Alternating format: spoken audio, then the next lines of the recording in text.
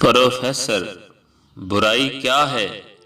شاگرد سر میں بتاتا ہوں مگر پہلے مجھے کچھ پوچھنا ہے، کیا ٹھنڈ کا وجود ہے؟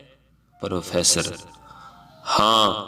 شاگرد غلط، ٹھنڈ جیسی کوئی چیز نہیں ہوتی بلکہ یہ حرارت کی عدم دستیابی کا نام ہے۔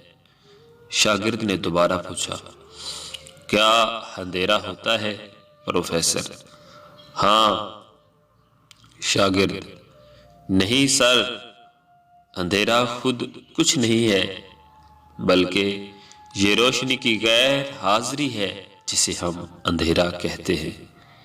فزکس کے مطابق ہم روشنی اور حرارت کا مطالعہ تو کر سکتے ہیں مگر ٹھنڈ یا اندھیرے کا نہیں، سو برائی کا بھی کوئی وجود نہیں ہے۔ یہ دراصل ایمان، محبت اور اللہ پر پختہ یقین کی کمی یا غیر موجودگی ہے جسے ہم برائی کہتے ہیں۔ یہ شاگرد البرونی تھے۔